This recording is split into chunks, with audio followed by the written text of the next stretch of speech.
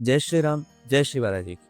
दोस्तों, स्वागत है आपका जय बाबा बालाजी धाम की आधिकारिक यूट्यूब चैनल। इस वीडियो में हम बात करेंगे कि हमें हमारे घर में नवरात्रा की स्थापना किस प्रकार करनी चाहिए, किस प्रकार हम माता जी को हमारे घर में विराजमान करें, उनकी किस प्रकार पूजा करें, सेवा करें, क्या हमें उसकी विधि होती है, क्या हमें उन्हें माता जी को भोग लगाना चाहिए।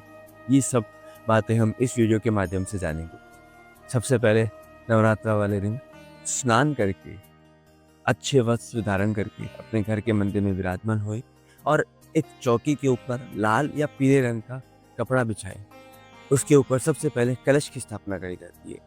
कलश की स्थापना करना नवरात्रा में बहुत ही शुभ माना जाता है और अत्यंत आवश्यक भी माना जाता है। तो सबसे पहले हम कलश की स्थापना करते हैं। उसके लिए हमें उस चौकी के ऊपर थोड़े से गेहूं या फिर चावल, जिन्हें हम अक्षत भी बोलते हैं, उसे चावल को बिछा लेना होता है। उसके ऊपर एक मिट्टी का कलश, मिट्टी के कलश के ऊपर स्वास्तिक बना करके उस कलश को हम उन चावल के ऊपर विराजमान करते हैं और कलश पे मोली से गांठ बांधते हैं, मोली बांधते हैं और एक नारियल नारियल लीजिए। नारियल के ऊपर लाल कपड़ा या फिर जो चुन्नी आती है माता जी की, वो लाल चुन्नी बांधकर उसके ऊपर मोली बांधकर उस कलश के ऊपर उस नारियल की स्थापना करते हैं। ध्यान रखिए कि जब आप कलश की स्थापना कर रहे होते हैं तो आपको उसके साथ में आम के पत्ते या फिर अशोक के पत्ते अवश्य लगाने होते हैं। ऐसा करने के पश्चात कलश के अंदर पानी भर के और आप अपने नारियल की स्थापना कर दीजिए। इस प्रकार आपका कलश स्थापित हो जाता है।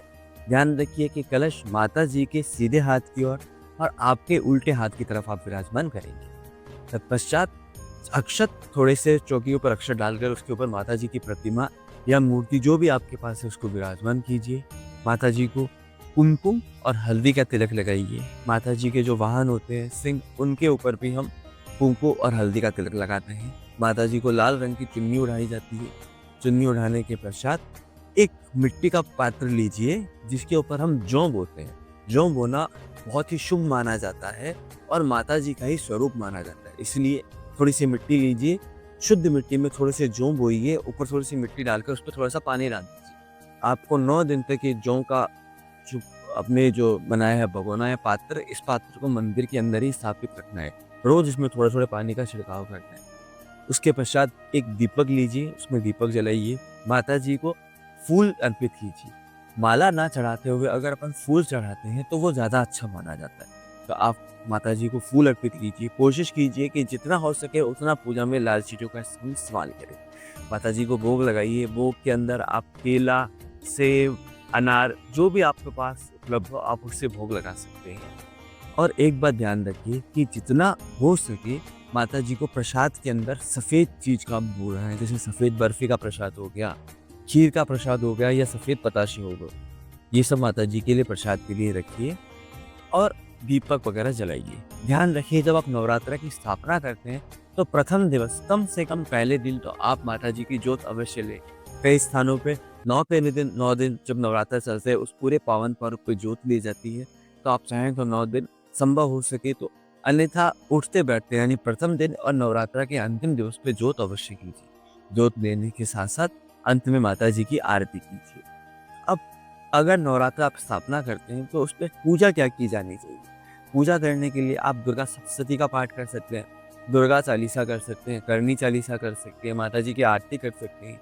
जो भी दुर्गा माता की पूजा आपके गुरु परंपरा के अनुसार या आपके घर की परंपरा अनुसार चली आ रही है, आप भी कर सकते हैं। साथ साथ एक बात का अवश्य ध्यान रखें कि नवरात्रा के दिन जो 9 दिन चलते हैं ये बहुत ही शुभ और पावन माने जाते हैं। तो आप कोई भी तरीके का संकल्प करके अगर आप कोई पूजा करना चाहते हैं तो भी आप इसमें कर सकते हैं। जैसे कि इसके अंदर हनुमान चालीसा के पाठ करना बहुत ही शुभ माना जाता है। अखंड रामायण का पाठ, जो 9 दिवसीय रामायण जिसे हम कहते हैं, रामचरितमानस का पाठ, ये भी बहुत शुभ माना जाता है। गुरु मंत्र का जाप भी बहुत शुभ माना जाता है। ये सब आप इस नवरात्र के अंदर पाठ कर सकते हैं। इस प्रकार से आप नवरात्र स्थापना अपने घर में कर सकते हैं। हमेशा ध्यान रखिए कि नवरात्रा के 9 दिन तक अगर संभव हो सके तो अपने घर के अंदर अखंड दीपक आप जलाएं। संभवतः हो तो ही कीजिए, अन्यथा आप प्रत्येक दिन पूजा के समय दीपक जलाइए।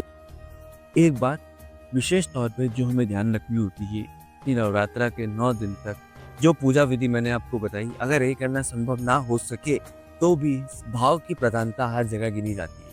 आपके जितने अच्छे भाव होंगे, जितनी आपकी भगवान के प्रति श्रद्धा और प्रेम होगा, ये सबसे उत्तम माना जाता है। जो चीज़ मैंने आपको बताई, ये वो चीज़ें हैं जो हमें हमारी पौराणिक परंपराएँ या हमारे ग्रंथ बताते हैं कि हमें ये करनी चाहिए। लेकिन एक वक़्त का भाव सबसे ज़्यादा महत्वपूर्ण माना जाता है। इसीलिए अगर आपके पास किसी भी चीज़ की व्यवस्था ना हो सके, तो आपके भाव प्रबल माने जाते हैं। अपने पूरे भाव के साथ माता जी की पूजा कीजिए, माता रानी इसी से ही प्रसन्न होता है। जय श्री राम, जय श्री बालाजी।